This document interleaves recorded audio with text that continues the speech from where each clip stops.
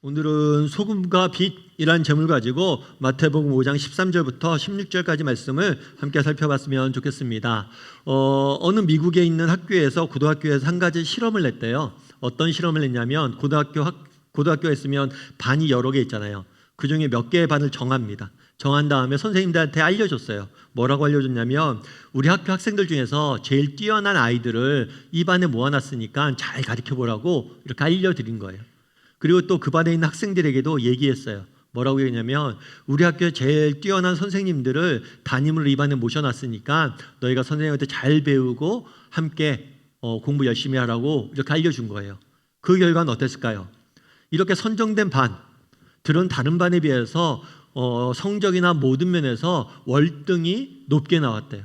굉장히 많은 열매가 있었던 거죠. 그래서 재밌는 건 뭐냐면 이 반이 특별한 반이 아니에요. 학생들도 특별한 학생이 아니고 보편적인 학생이에요. 선생님도 특별한 선생님이 아니라 그냥 보편적인 선생님이에요. 보편적인 선생님이고 보편적인 반인데 너희가 특별하다라고 이야기하니까 이 사람들이 훨씬 더 성적이 높아진 거예요. 그럼 이 실험을 통해서 우리가 알 수 있는 바는 무엇일까요? 자기인식, 자기 정체성의 중요성이에요. 우리 반이 특별한 반이고 특별하니까 우리 잘할 거야 라는 자기인식을 가니까 실제로 높게 나온 거예요. 그래서 어떤 우리가 자기인식을 갖고 살아가느냐 이것들이 중요한지를 보여주는 실험이었다라고 이야기를 합니다. 우리가 지난주까지 예수님께서 팔복에 대해서 이 땅을 어떻게 하면 행복하게 살아갈 수 있을지에 대한 비결을 알려주시는 팔복의 말씀을 배웠어요. 예수님께서 팔복에 대해서 가르친 다음에 그 다음에 무엇을 이야기하시냐면 그리스도인의 자기인식, 그리스도인의 정체성에 대해서 이야기를 하십니다. 너희가 이 땅을 살면서 어떤 자기인식과 정체성을 가지고 살아가야 되는지에 대해서 가르쳐주고 있어요.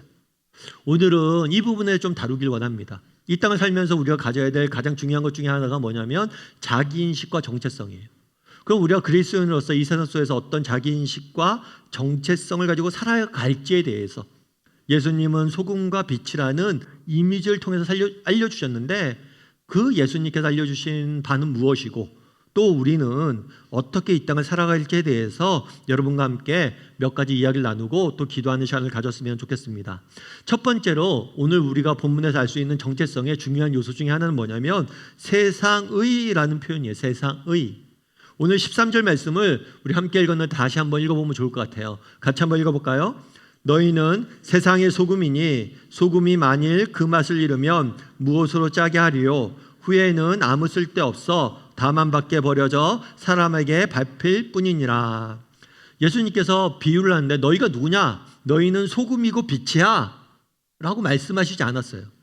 너희는 소금이고 빛이야 라고 말씀하신 게 아니라 너희는 세상의 소금이고 너희는 세상의 빛이야 라고 이야기를 했어요. 그럼 왜 그냥 소금이고 빛이야 라고 말씀하시지 않고 세상의 소금이고 세상의 빛이야 라고 세상의 라는 표현을 덧붙여놨냐는 거예요. 왜 세상의 라는 표현을 강조했냐는 거죠. 이 세상의 라는 표현은 세상과 그리스도인과의 관계를 보여주는 단어예요.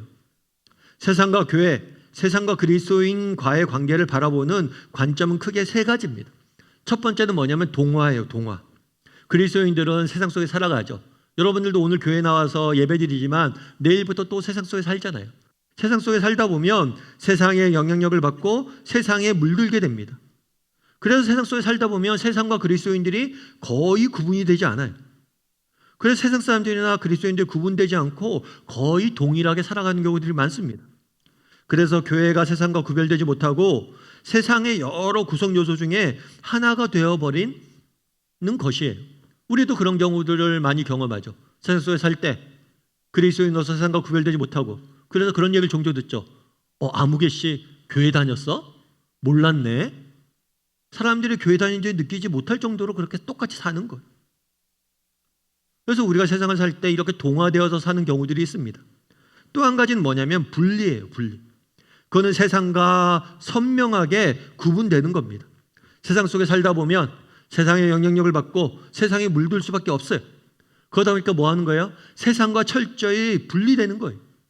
세상과 분리되어서 그리스도인들끼리 모여 살고 그리스도인들과 함께 지내고 세상과 등을 돌리고 사는 경우들이 있다는 거예요. 세상은 결국 악하고 세상은 결국 악으로 가득 찰 수밖에 없기 때문에 세상에서 빠져나와 우리는 분리돼서 살아야 된다는 거예요. 그래서 대표적인 예가 기도원이죠. 기도원에 가서 하루 종일 24시간 365일 사는 것. 그렇게 살 수가 있다는 거예요. 우리도 한번 점검해 봐야죠. 정말 우리가 한 주간 살면서 정말 우리가 세상 속에 살아야 되는데 혹시라도 세상과 분리된 채 믿는 사람들만 만나고 믿는 사람들에게만 같이 대화를 나누고 믿는 사람들과만 관계를 맺고 살아가고 있지는 않은지.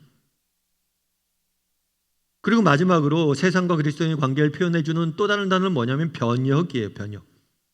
교회가 세상과 분리되어서도 안 되고 교회는 세상 속에 존재해야 된다. 다만 세상 속에 존재하지만 세상과 동화되어서도 안 되고 세상 속에 존재하지만 세상과 구별되어서 세상의 선한 영향을 미쳐 세상을 변화시켜 나가야 된다라고 보는 거죠. 오늘 본문에 보면 예수님께서 세상의 소금이고 세상의 빛이다 라고 말씀하셨습니다. 이렇게 말씀하신 이유는 무엇일까요? 그거는 너희가 세상 속에 존재하지만 세상처럼 되지 말고 세상 속에서 구별되어지면서 선한 영향력을 미치라 라고 말씀하시는 거예요. 여러분, 우리 교회와 그리스도인을 주로 배에 많이 비유합니다. 여러분, 배는 어디에 있어야 할까요? 여러분, 배는 어디에 있어야 돼요? 배는 바다에, 호수에 있어야 돼요. 배가 항구에 있다면 안전하겠죠. 풍랑을 만날 일도 없고 뒤집어질 일도 없고 배가 항구에 있다면 모양도 유지할 수 있고 깨끗하게 유지할 수 있고 너무 좋겠죠. 하지만 배가 항구에만 있다면 배의 목적을 다하지 않는 거예요. 배는 바다에 있어야 돼요. 왜요? 바다를 건너기 위해서 배를 만들었기 때문에. 따라서 정말 바다에 나가면 배가 침몰할 위험이 있지만 바다에 나가면 배가 정말 깨질 위험이 있지만 그럼에도 불구하고 배는 바다에 있어야 됩니다. 왜냐하면 그게 배를 만든 목적이에요. 그런데 한 가지 조심할 게 있어요. 배가 물 위에 있어야 되지 배 안에 물이 있으면 안 됩니다. 여러분, 배 안에 물이 있으면 어떻게 됩니까? 배가 가라앉아요.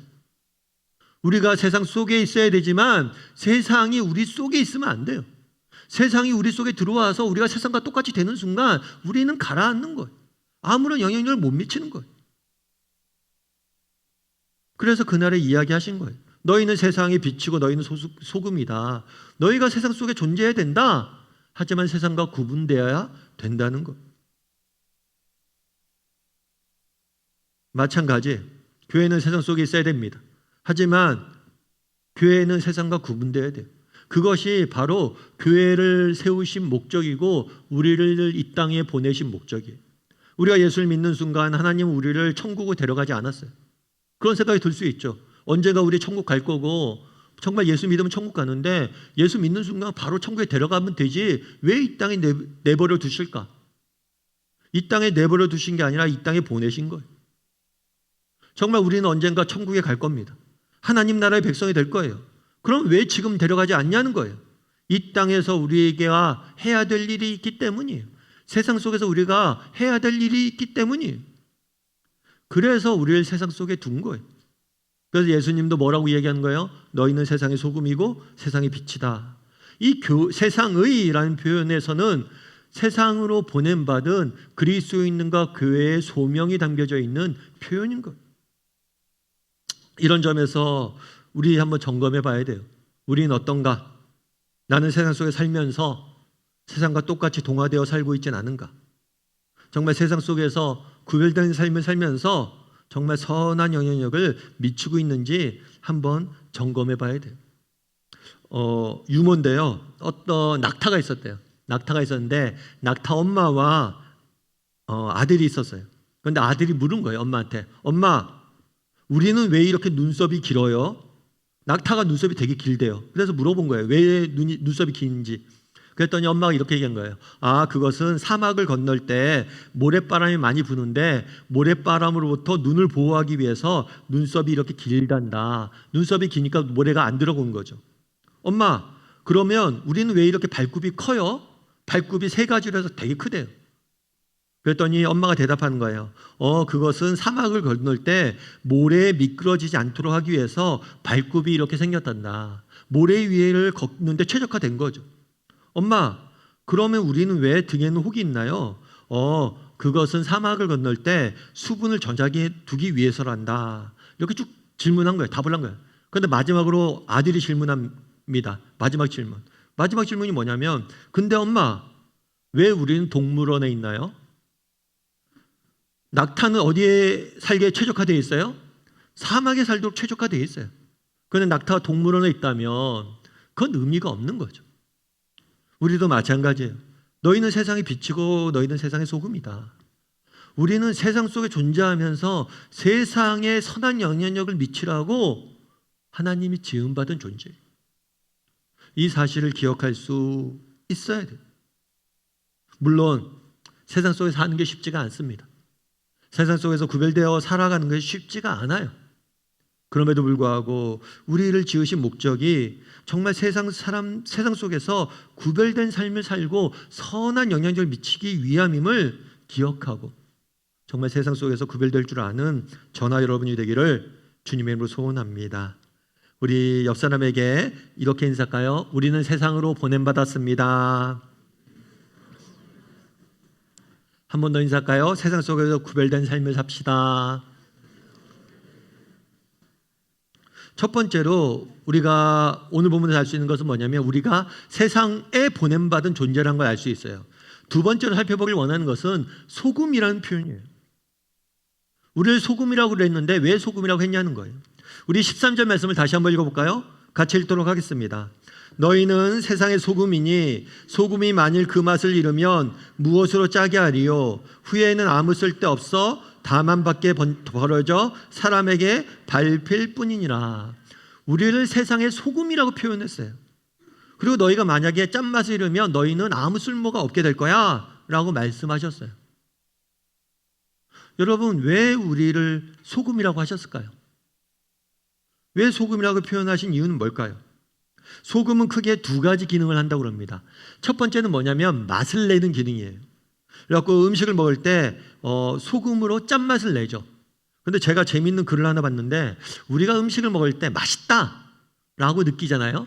그런데 이 맛있다라고 느끼는 경우는 대부분 뭐냐면 짠맛 때문에 그런 경우가 많대요. 짠맛을 우리는 맛있다라고 생각하는 경우들이 많대요. 그래서 식당은 간을 세게 하는 거예요. 왜냐하면 짠맛이 많이 나야지 맛있으니까. 그러니까 특별히 맛있는 식당은 뭐예요?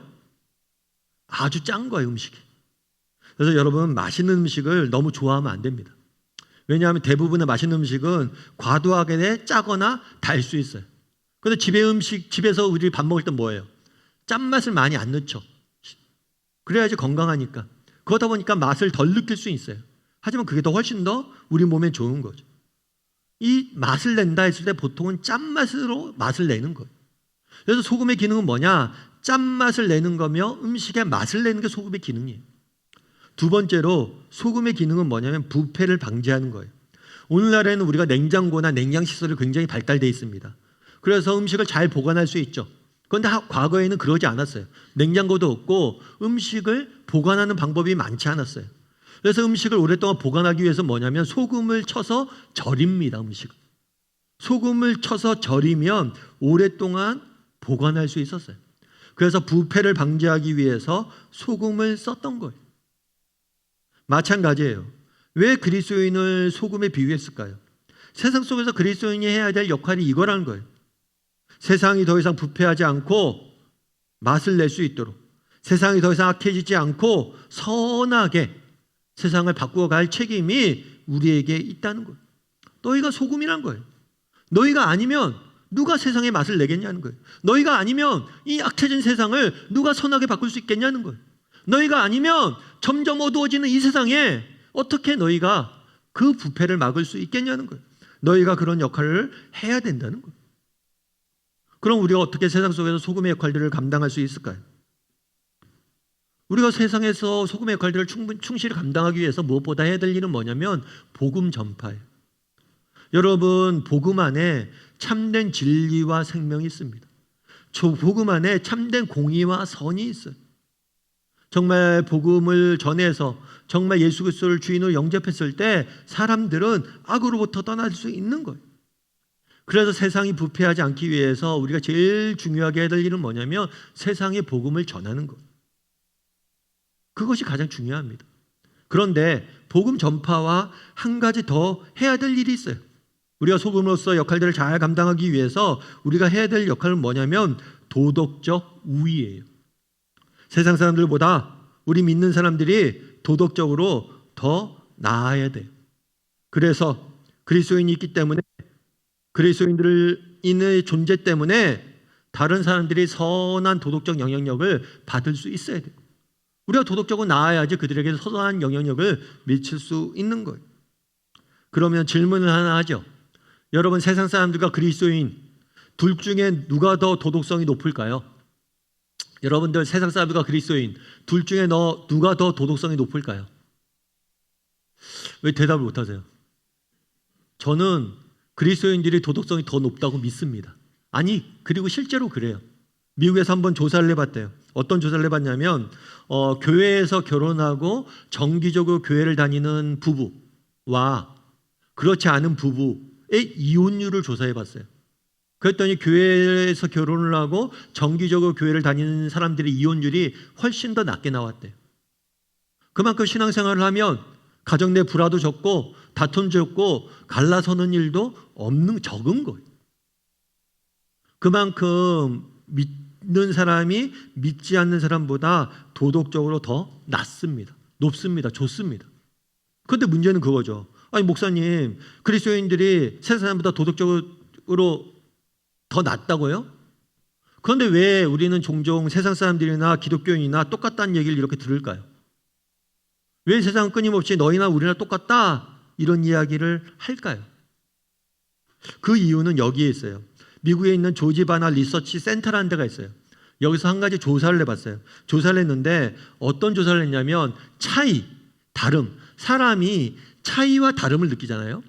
이 차이와 다름을 느끼기 위해서는 뭘 해야 되냐면 40% 이상 차이가 날 때 다름을 느낀대요. 예를 들면 그런 거예요. 무단횡단을 믿지 않는 사람이 10명 중에서 8명이에요. 그러면 그리스도인들은 10명 중에서 4명 이하가 했을 때만 차이를 느끼는 거예요. 거짓말을 세상 사람들은 10명 중에서 7명이 거짓말을 합니다. 그런데 그리스도인들은 그러면 10명 중에서 3명 미만으로 해야지만 사람들이 저들은 우리랑 다르구나 이렇게 느끼는 거예요. 우리 그리스도인들이 세상 사람보다 도덕성이 높습니다. 더 나아요, 우리가. 그런데 그 차이가 아직은 뭐가 안 된 거예요? 40%가 안 된 거예요. 20%, 30% 정도밖에 낮지 못해서 아직 차이를 못 느끼는 거예요. 그래서 우리가 좀 더 노력을 할 필요가 있겠죠. 분명히 그리스도인들은 세상 사람들보다 도덕적으로 더 우월합니다. 하지만 그 차이가 크지 않아요. 그래서 아직은 다름을 느끼지 못하는 거예요. 따라서 우리가 좀 더 뭐 해야 돼요? 노력을 해야 돼요. 좀 더 노력을 해서 그래, 내가 좀 더 거짓말도 덜하고 내가 좀 더 그들과 나아지기 위해서 노력하다 보면 이 폭이 점점 커져서 언젠가 40%가 될 거고 그러면 뭐라는 거예요? 야, 그리스도인들 우리랑 다르구나 라고 하면서 우리도 소금의 역할들을 감당할 수 있는 거예요. 바라기는 정말 우리가 세상 속에서 소금임을 기억했으면 좋겠어요. 그래서 소금의 역할들을 감당했으면 좋겠어요. 야, 쟤도 그래도 믿는 사람이 한 명 있으니까 좀 낫네. 믿는 사람이 우리 가운데 있으니까 좀 더 다르네. 이런 말을 들을 수 있었으면 좋겠어요. 여러분, 이랜드라는 기업을 아시죠?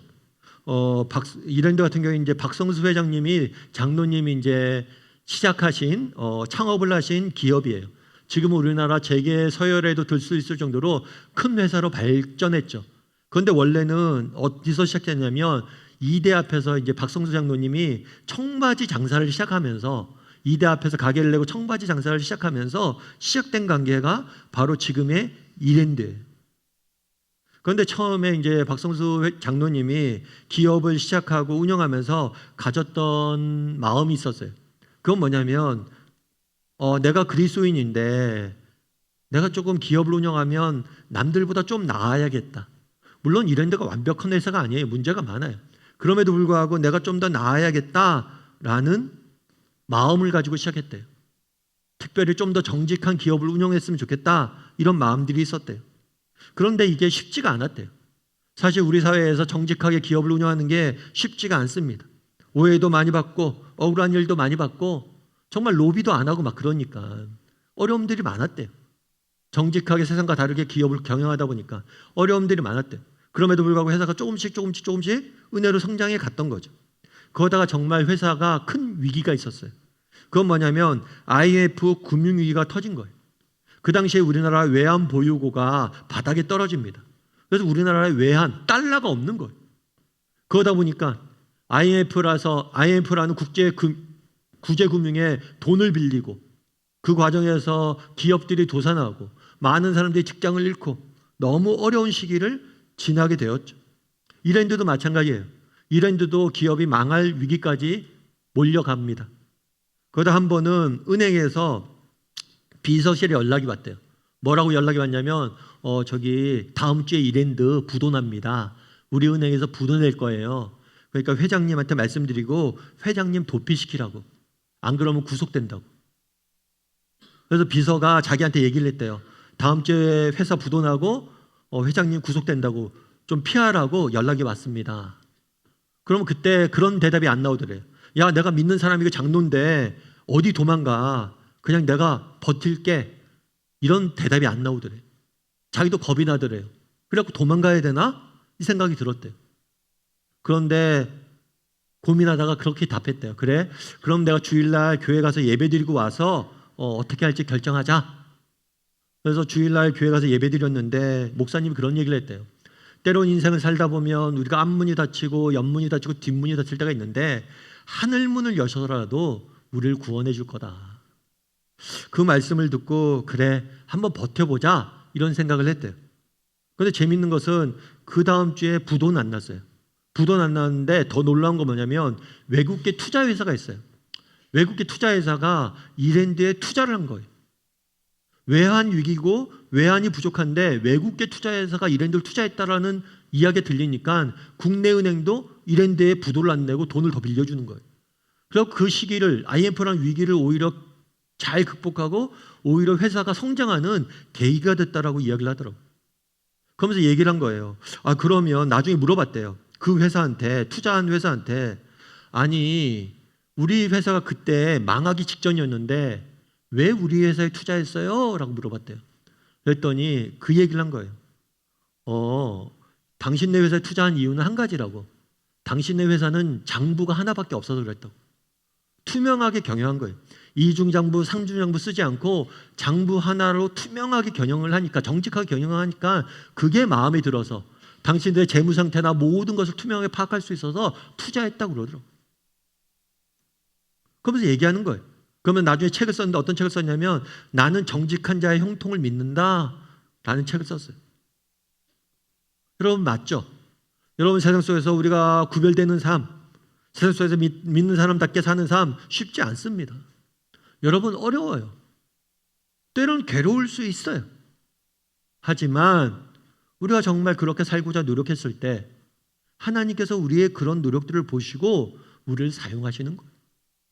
우리를 때로는 구원하시고 때로는 우리를 통해서 선한 영향을 미치시고 우리를 통해서 일하시는 거예요. 그날에 이야기하는 거예요. 너희가 세상의 소금이다. 그걸 잊지 말고 살아라. 바라기는 우리도 정말 기억했으면 좋겠어요. 우리가 세상의 소금을 기억하고 우리가 어딜 가든지 소금의 맛을 내야지, 내가 구별돼야지, 선한 영향을 미쳐야지, 달라야지 라고 소금의 역할들을 감당하기 위해서 노력할 줄 아는 사람들이 되었으면 좋겠어요. 그랬을 때 하나님께서 반드시 우리의 인생을 통해서 일하실 것입니다. 그런 믿음을 가지고 살아가는 저나 여러분이 되기를 주님의 이름으로 소원합니다.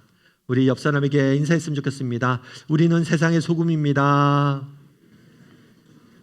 한 번 더 인사할까요? 세상에서 맛을 냅시다. 마지막으로 세 번째로 살펴보길 원하는 것은 빛이라는 표현이에요. 14절부터 16절까지 말씀을 우리 같이 한번 읽어볼까요? 같이 읽도록 하겠습니다. 너희는 세상의 빛이라. 산 위에 있는 동네가 숨겨지지 못할 것이요 사람이 등불을 켜서 발 아래 두지 아니하고 등경 위에 두나니 이러므로 집안 모든 사람에게 비치느니라. 이같이 너희 빛이 사람에게 비추게 하여 그들로 너희 착한 행실을 보고 하늘에 계신 너희 아버지께 영광을 돌리게 하라. 너희가 세상의 빛이라고 이야기합니다. 그럼 왜 빛이라는 표현을 썼을까요? 성경에서 어둠은 무지와 무능을 상징을 해요. 그러니까 무지와 무능. 그러니까 여러분 그런 거죠. 어두운 곳에 가보세요. 그럼 그곳에 뭐가 있는지, 그곳이 어떻게 되어 있는지 아무것도 우리는 알 수가 없어요. 여러분 빛이 없으면 우리는 어떤 것에 대한 정보도 지식도 얻을 수 없습니다. 빛이 있기 때문에 우리는 지식과 정보를 얻을 수 있어요. 뿐만 아니라 빛이 있기 때문에 우리는 살아갈 수 있어요. 여러분 만약에 태양이 내일 지구를 비치지 않는다고 생각해 보세요. 그럼 지구는 정말 추운 빙하기가 올 거예요. 빙하기가 오고 모든 것이 다 사라질 겁니다. 빛이 없으면 인간은 무지와 무능 속에 살 수밖에 없어요. 그래서 어둠은 무지와 무능을 상징합니다. 반대로 빛은 무엇을 상징하냐? 진리와 생명을 상징을 해요. 빛이 있어야 우리는 지식을, 참된 진리를 발견할 수 있고 빛이 있어야 우리는 생명을 누릴 수 있는 거예요. 그래서 너희가 빛이라는 것은 너희가 참된 진리이고 너희가 생명이라는 의미예요. 그러면서 뭐라고 얘기하냐면 너희가 빛인데 빛을 책상 밑에 두는 사람 없다. 왜냐하면 빛의 역할은 세상을 밝히는 거잖아요. 책상 위에서 무엇인가 보기 위한 거잖아요. 따라서 너희가 빛이기 때문에 너희가 숨어있지 말고 세상 속에 나가서 너희의 빛을 드러내라 라고 말씀하시는 거예요. 그럼 우리가 어떻게 세상에 우리의 빛을 드러낼 수 있을까요? 앞서 나눈 것처럼 무엇보다도 빛 대신 예수님을 세상에 전해야겠죠. 복음 증거는 세상의 빛을 전하는 가장 중요한 방법입니다. 예수 그리스도의 십자가의 복음이야말로 그 자체가 어둠을 몰아내는 빛이에요. 그러므로 우리가 복음을 전할 때 세상은 빛으로 밝아지는 거예요. 그런데 복음 전도와 함께 필요한 것이 있어요. 오늘 본문에 뭐라고 얘기해요? 착한 행실을 보고 우리는 빛을 전해야 됩니다. 우리는 빛을 어떻게 전할 수 있습니까? 우리의 말과 행동을 통해서, 복음에 걸맞는 착한 행실을 통해서 우리가 빛을 전할 수 있어야 돼요. 그런데 여기서 한 가지 의문이 들 수가 있어요. 그건 뭐냐면 예수님은 끊임없이 이야기하는 거예요. 뭐라고 이야기하는 거예요? 너희는 세상의 빛이다. 너희는 소금이다. 그럼 내가 빛인가? 내가 참된 진리이고 생명인가? 나는 빛인가? 사실 우리 인간은 죄인이에요. 죄된 본성을 갖고 있고 우리는 빛이 될 수가 없는 존재들이에요. 그런데 너희는 빛이고 너희는 소금이다 라고 이야기하는 거예요. 우리는 사실은 소금과 빛과는 거리가 먼 사람들이에요. 여러분도 그렇잖아요. 지난 한 주간 여러분의 삶을 돌아보십시오. 세상 속에서 내가 빛으로 살았나? 노예에 가깝죠. 세상 속에 소금으로 살았나? 노예에 가까워요. 그럼에도 불구하고 뭐라고 이야기하는 거예요? 예수님은 너희는 세상의 빛이요 소금이다. 빛이 아닌데 빛이라고 말씀하시는 거예요. 그럼 왜 이렇게 말씀하셨을까요? 여러분 달을 아시죠? 달은 스스로 빛을 낼 수 있나요? 없나요? 지금 어려운 거 물은 거 아니죠? 달은 빛을 낼 수 있어요? 없어요? 없어요. 그런데 달이 빛나요. 왜 빛나요? 태양빛을 받아서 비추는 것. 우리도 마찬가지입니다. 우리는 빛이 아니에요. 그럼 우리가 어떻게 빛을 비출 수 있습니까? 태양빛을 받아서 비추는 것. 다르게 말하면 우리가 빛 되기 위해서 먼저 해야 될 일이 있어요. 그럼 빛 대신 예수님 앞에 더 가까이 나아가는 거예요. 우리가 빛 대신 예수님 앞에 더 가까이 나가고 예수님이 주시는 은혜를 맛보고 예수님 주신 빛을 우리가 맛볼 때 우리가 또 세상의 빛이 될 수 있는 거예요. 아까 박성수 장로님 이야기를 드렸죠. 박성수 장로님이 간증하실 때 그런 이야기를 하더라고요. 어떤 이야기를 하냐면 자기가 집에 재산 목록이 있대요. 재산 목록. 그리고 내가 언제가 죽으면 자녀들에게 꼭 물려주고 싶은 재산 목록 1호가 있대요. 재산 목록 1호가 뭘까요? 여러분 자녀에게 물려주고 싶은 재산 목록이 있으세요? 그럼 그 재산 목록이 있다면 그 재산 목록 중에서 1호는 뭐예요? 1호. 제일 물려주고 싶은 거. 박성주 장로님이 그런 얘기를 하더라고요. 내가 정말 우리 자녀들에게 물려주고 싶은 게 하나 있는데 그건 뭐냐면 큐티집이에요. 큐티집. 자기가 대학 때부터 예수님을 믿고 정말 정직히 예수님을 섬겨야겠다라고 믿고 대학 때부터 큐티를 배워서 큐티를 했대요. 해마다 큐티를 한 거예요. 매일 큐티를 한 거죠. 그런데 자기가 이제 그때부터 쭉 해서 큐티집을 다 모아놨대요. 그런데 어떤 해 보면 절반도 못했대요. 365일이 있으면 뭐 170일도 못한 거예요. 한 150일 정도밖에 큐티를 못한 거예요. 큐티를 못하고 지난 날들도 많대요. 그럼에도 불구하고 자기가 큐티집을 다 모아놨대요. 그리고 이게 내 재산 목록 1호고 이것이 우리 자녀들에게 꼭 물려주고 싶은 유산이래요. 왜 그럴까요? 그 큐티집은 내가 하나님과 동행했던 기록이기 때문이에요. 내가 하나님과 동행했던 기록이기 때문이에요. 왜 자녀에게 물려주고 싶냐? 정말 하나님과 동행할 수만 있다면. 기업을 하다 보면 그런 경우들이 많죠. 내일 당장 회사가 망할 수도 있어요.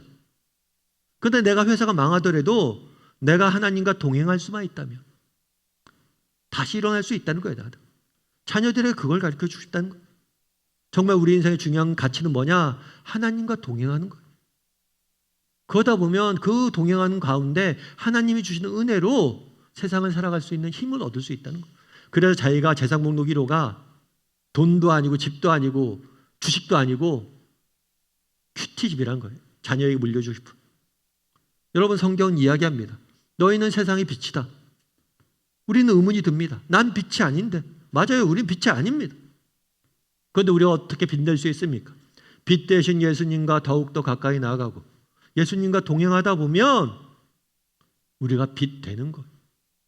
바라기는 우리 다음의 식구들이 정말 날마다 빛 대신 예수님 앞에 나아가서 예수님과 더 가까이 나아갔으면 좋겠습니다.